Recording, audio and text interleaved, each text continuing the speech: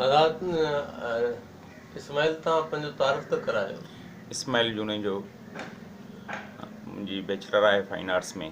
हिन वक़्तु आउं जूनियर स्कूल टीचर आहियां मुंहिंजो दड़ो ते। ओके।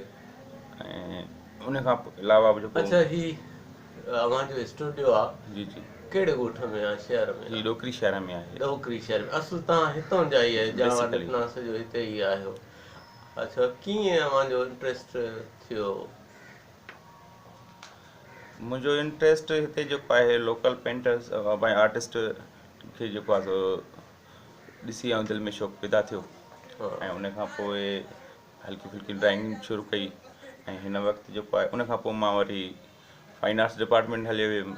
उन में मास्टर त न करे सघियुसि, पर बैचलर कई। ऐं बैचलर खां पोइ वरी कराची रहियुमि। कराची में 2-3 साल टीचिंग कई, आर्ट जो कमु बि कयो। उन खां पोइ गवर्नमेंट जॉब मिली त वरी मां वापसि ॻोठ हलियो आहियां। अच्छा, हींअर स्टूडियो बि हलायो पिया ॾोकरीअ में। हिते लॻभॻि अव्हां जा केतिरा शागिर्द थींदा? हिते लॻभॻि असांजा शागिर्द काफ़ी त फाइन आर्ट्स डिपार्टमेंट में आहिनि बि। ऐं हिन वक़्तु बि 30-35 जेको आहे कुझु कैलीग्राफी सिखणु ईंदा आहिनि। 30-35 छोकिरा उन्हनि जा आहिनि, उहे आहिनि। उन्हनि खां कुझु पैसा न, फ्री ऑफ कास्ट आहे। अच्छा, ऐं इहा त तमामु सुठी ॻाल्हि आहे, अव्हां ख़िदमत करे रहिया आहियो। अच्छा, इन आर्ट जो ॿारनि सां या मुआशिरे में उनजो कहिड़ो रोल रहे थो? हू छा थी करे आर्ट मुआशिरे में को उनजो रोल आहे? बिल्कुलु, मुआशिरे में हिन जो तमामु वॾो रोल आहे जी। फ़नून लतीफ़ा यानी कि एहसासनि ऐं मुआशिरे जी अक्कासी करणु रंगनि में, ऐं उन सां गॾोगॾु ॿार में एतमाद पैदा थिए थो। ख़ासि ॿियो ख़ासि तौर ते हिते असां वटि जेको घणे में घणो रुझान आहे उहो आहे रस्मुल ख़त ते। अच्छा। ऐं आम तरह सां ॿार जो जेको आहे ड्राइंग या स्कल्पचर या इन पासे ॾेखण जो जेको आहे ध्यानु तमामु घटि आहे। जेके आहिनि त उन में 4-5 ॿार आहिनि, छोकिरा आहिनि जेके हिन वक़्तु बैचलर में आहिनि सिंध यूनिवर्सिटीअ में। यानी यूनिवर्सिटी ताईं तव्हां छोकिरा पहुचाए विया आहियो फाइन आर्ट्स सां, ऐं उहे बि इन शोबे खे अॻिते वधाए रहिया आहिनि। तव्हांजो चवण जो मक़सदु इहो ई आहे। ऐं तव्हां भला कहिड़नि फील्ड्स में कमु कयो आहे? मूं हिन वक़्तु स्कल्पचर, पेंटिंग्स, कैलीग्राफी, या हिन वक़्तु मां मुंहिंजे दड़ो हाई स्कूल में कैलीग्राफी वॉल पेंटिंग्स में कयूं आहिनि। उन सां गॾोगॾु अॼुकल्ह थियल आहे ग्लोब जेको उन में कमु हले थो। अच्छा, न, मुंहिंजो चवण जो मक़सदु हे जेको असां कमु ॾिसूं पिया, जी जी, हे क्ले जेको मॉडल आहे या स्कल्पचर आहे, हे कंहिंजो स्कल्पचर आहे? ही गौतम बुद्ध जो। माशाल्लाह। ऐं ही आहे मदर गॉडेस। मदर गॉडेस ही त मोहन जे दड़े जी तहज़ीब सां मिले थी पई।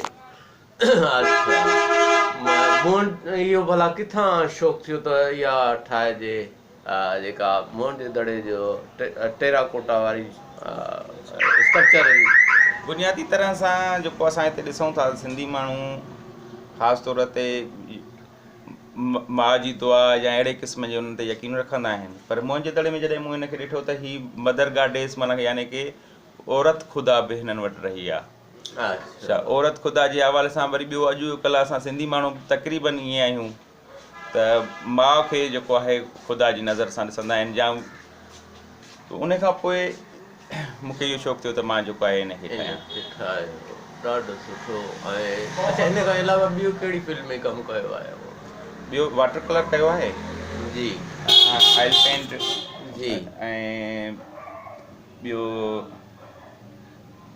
तक़रीबन ड्राइंग शायदि इहे ई 2-3 फील्ड्स आहिनि जिन में मां कमु कयो आहे। हूअं तव्हांजो पसंदीदा कहिड़ी इन्हनि में फील्ड आहे?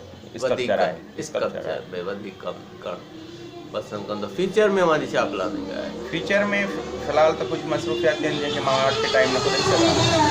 बाक़ी फ्यूचर में इहो आहे त मां स्कल्पचिंग में कमु ज़रूरु कंदुसि। ऐं उन सां गॾोगॾु 1-2 जॻहियुनि ते बि जेको आहे मां हाई रिलीफ ठाहियो आहे, ख़ासि तौर ते लाड़काणे में या कुझु कैडेट कॉलेज में बि जेको आहे उते बि जेको आहे ठाहियलु आहे। जी जी जी। बाक़ी आहे त जीअं टाइम मिलियो त मां वरी पंहिंजो आर्ट जो कमु अच्छा continue ही अमां छा था सम्झो त हिकिड़ो पॉज़िटिव रुझान आहे या हिन जो कोई नेगेटिव एस्पेक्ट्स बि मूंखे नज़र अचनि था? न, ही त तक़रीबन पॉज़िटिव ई रहियो आहे। अच्छा हा हा, कीअं हो? पॉज़िटिव ईअं रहियो आहे त हिन मुआशिरे में असां वटि जहिड़े नमूने सां फ़नून लतीफ़ सां आहे त नसुर आहे, शाइरी आहे, ऐं असां वटि जेको आहे असां जेको आहे कलरनि में या कुझु कलरनि में जेको आहे पंहिंजे जेको आहे शयुनि खे जी अकासी कयूं था, पंहिंजे कल्चर खे, पंहिंजी सोसाइटीअ खे जी। ऐं ख़ासि तौर ते ही आम तरह सां माण्हू खे वधीक अट्रैक्ट करे थो ॿियनि शयुनि खां, जेको सिर्फ़ु हिकिड़े ई कैनवास ते घणो कुझु जीअं शाइरी आहे त शाइरीअ में उहो वॾो मक़सदु थोड़नि लफ़्ज़नि में, अहिड़े नमूने सां ही वॾो मक़सदु कंहिं कुझु कलरनि में जेको आहे कैनवेस ते आणे सघिजे थो या रंगनि में आणे सघिजे थो। अच्छा अच्छा, इन जे करे ही पॉज़िटिव। अच्छा ॿियो बाक़ी जेके ॿारनि में ॿिया नेगेटिव रुझान आहिनि उन्हनि खां बि परे रहनि था। तक़रीबन ॿार असां वटि बि इन ई पर्पज़ खां अचनि था त ॿारनि खे बिज़ी बि रखियो वञे थो। ट्यूशन खां पोइ वरी असां वटि कैलीग्राफीअ ते हैंड राइटिंग ते ध्यानु ॾियण लाइ ॿार मोकिलिया वञनि था। जी। अच्छा उन्हनि खे जो पंहिंजो स्पेस ॾियो ऐं टाइम ॾियो ऐं उन्हनि मां तव्हां कुझु बि न वठो था, इहो त तमामु हिकिड़ो ज़बरदस्त कमु आहे। को इन जे बारे में छा चवंदो त कीअं इनखे वधाए सघिजे थो, जो या का NGOs या को गवर्नमेंट मदद करे जेको तव्हांखे फंडिंग करे इन टाइप जो स्कूल? इन हिसाब सां ज़ाहिर आहे यकीनन जेको आहे सो उन ते ख़र्चु ईंदो जेकॾहिं असां को अलॻि हिन जो इदारो खोलियूं या कोई स्कूल खोलियूं, तो उन जे लाइ असां त हिते तक़रीबन फ्री ऑफ कास्ट था हलायूं। ऐं जीअं त असां हिन फन सिखण में पैसा न भरिया, इन करे अॼु असां हुन खां सिखण में जेको आहे पैसा कोन था वठूं। न यूनिवर्सिटी वियो त कीअं न पैसा भरिया तव्हां?